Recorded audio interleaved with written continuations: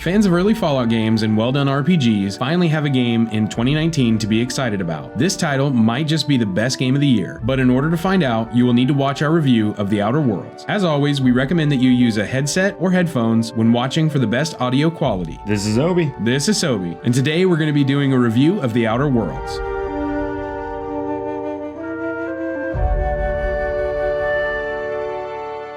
The Outer Worlds, not to be confused with The Outer Wilds, made its debut on October 25th, 2019 for the PC, PS4, and the Xbox One. A Nintendo Switch version is currently in development, and some users may have to wait up to a year before they see The Outer Worlds on Steam. With that being said, The Outer Worlds is blowing up on Twitter, Reddit, and other social media platforms, and for good reason. Many people have been waiting patiently as Obsidian Games finished the final touches on this new but familiar title. If you're not familiar with Obsidian, they are responsible for the amazing title of Fallout New Vegas, and within their team are some of the brilliant minds that created the original two Fallout titles. You'll probably notice us comparing this game to Fallout as we are major Fallout fans and have a lot of in-game time with Fallout. Also, choice will be a recurring theme in this review as it's a big factor in this game. Let's get on with the review. In order to review this title, we'll be looking at The Outer Worlds gameplay, visual design, and sound quality.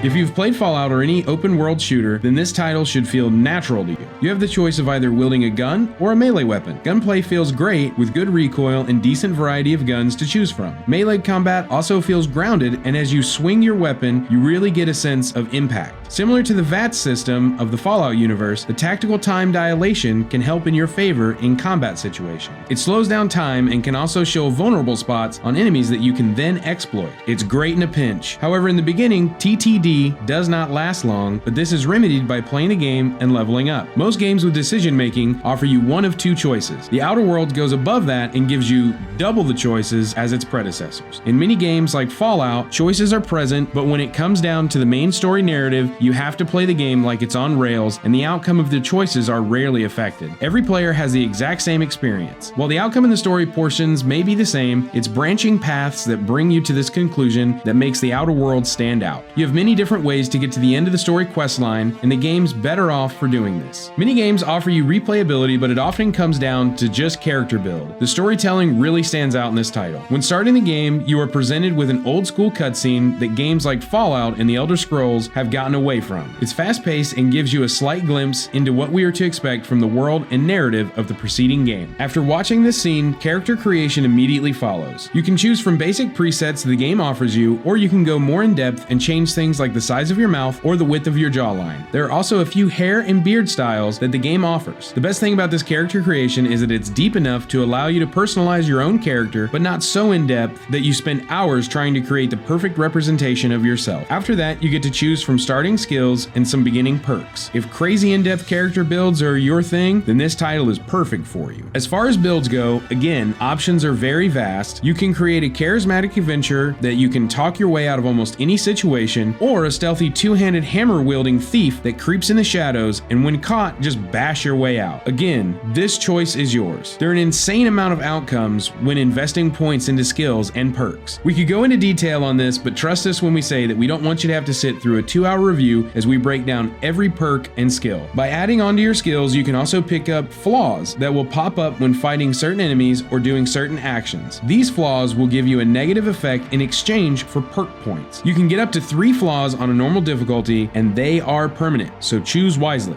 Speaking of difficulty, this journey's not a hard one unless you make it a hard one. You can easily mess up your character by investing into too many or just the wrong skills. It's best to stick with one major attribute that you can focus on through your time in the Outer Worlds. However, if you do mess up and things are getting a little too tough, you can always lower the difficulty in the options menu. Normally, in these types of games, we steer clear of taking along a companion, but in this title, your companions are a welcome change. No longer are the days of getting stuck in a doorway because your companion is too dumb to move out of the way. You actually phase right through them. While this is kind of immersion breaking, we really didn't mind it at all. Also, they can be quite beneficial in combat, and giving them commands to attack or back off are just a click away. Your companions will also act as the crew of your ship and refer to you as Captain or Cap. Once you have access to your ship, you can also gain the ability to modify your weapons by adding new parts or just upgrading them to make their stats better. The game's narrative is interesting and sometimes very humorous. You will notice a large amount of involvement in the different corporations that control the different planets. The citizens are live to work and work to live, and it really shows in the story. One of the corporations, Spacer's Choice, even goes so far to make it a crime to die while on the job. This is just one of the examples of the crazy dialogue you will stumble across during your playthrough.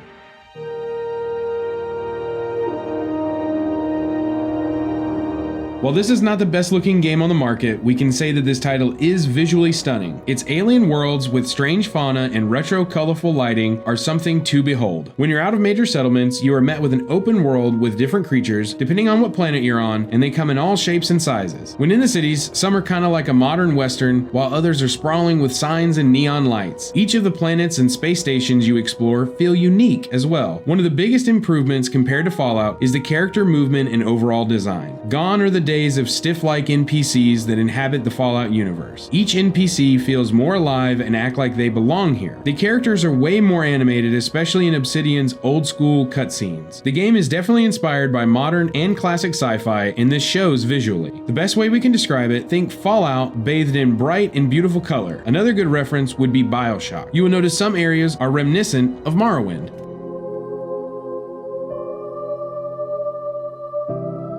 There are many sounds in the Outer Worlds that are truly amazing. Voice acting is on point compared to similar titles, but it's the gameplay sounds that really stand out, like the fire of your gun echoing and the bullet casing hitting the ground after being ejected from the gun. Each weapon offers a unique sound, and your character movement in the world is pretty realistic. You will notice the sounds change as you walk on different terrain, from grass brushing against your legs to the clanking of metal under your feet. Your character will grunt when jumping, flags whip in the constant wind, and you will always notice creatures calling you from the wild. When opening a loot crate, you hear the gust of an airtight container. We can definitely recommend that if you pick up this title to turn off the music and just stand for a minute and soak in all the strange noises. As far as the game's background music, it's very similar to Fallout 4's overworld music. The overall sound design is great and helps set the tone for great, awesome storytelling.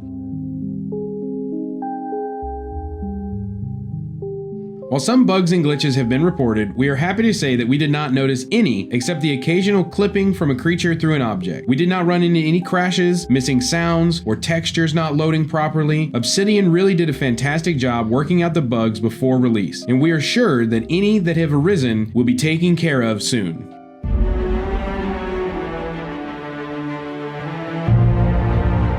Hey, if you guys made it this far in the video, then we are sure that you're aware that we're going to recommend this title. We had a blast playing its many different winding narrative paths and can't wait to see its first DLC. The storytelling and interesting visual designs are truly spectacular. Obsidian has really outdone themselves, and we look forward to their next standalone title. Hey guys, if you haven't already, consider subscribing. And if you do, don't forget to hit that notification bell to be the first to see our weekly content. We upload every Friday morning. Now we want to know, are you considering picking up this title? Have you played a similar game like Fallout? Let us know in the comments below. Don't forget to hit that like button, and you can follow us on Twitter by clicking the link in the description below. Until next time, this is Obi. This is Sobi. Signing out. See you guys next time.